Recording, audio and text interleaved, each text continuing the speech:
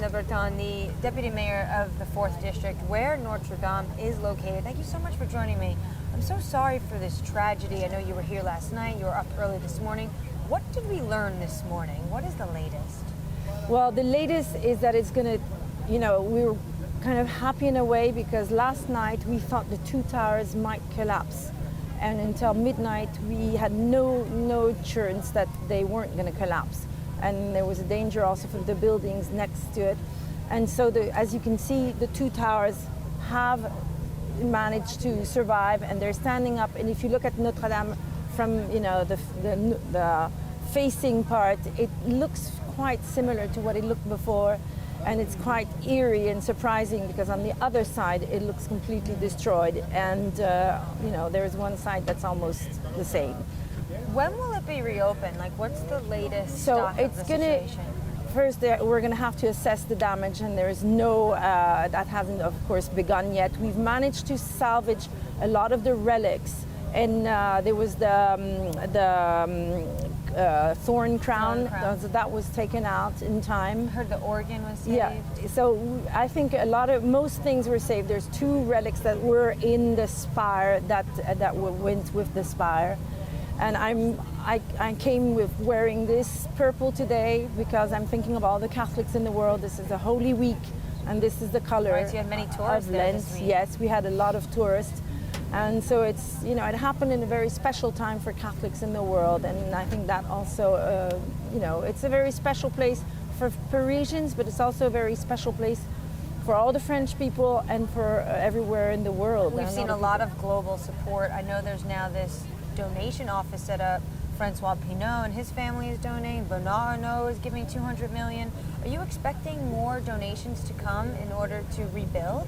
Yes, and I'm actually even appealing to anybody in the world and in the United States who wants to help. The Americans helped rebuild Versailles.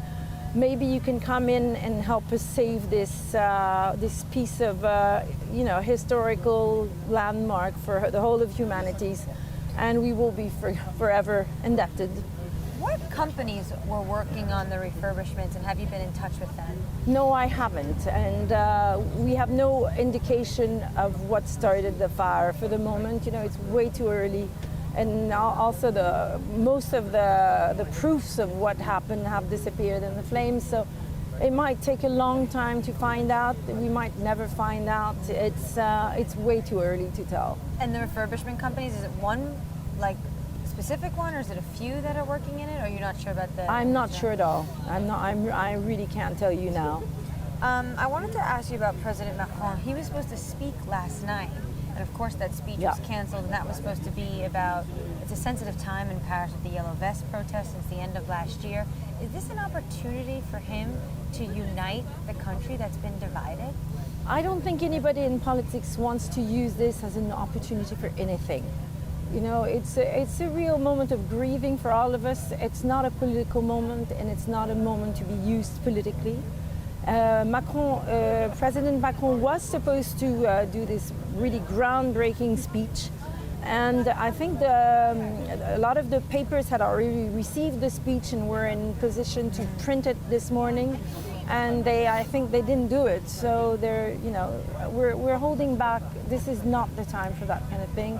This is a moment of national grief, and it's not political. But you see it. Do you feel a sense of national grief? Yes, yes. And national people uniting around this? Yes, yesterday, I was there, standing right there, and I saw the spire, just light up like a torch and fall. And people were coming from everywhere in Paris. They were running, and there were people all over the Seine. Thousands and thousands and thousands of Parisians came on their bicycle, and I was here this morning at 6 o'clock in the morning, and already there were people, who took a bicycle to be able to, ride through and see with their own eyes, and a sense of disbelief, but definitely a sense of national grief. Anne Lebreton, thank you so much for your time. Thank you. And good luck to you. Yes, thank you very much.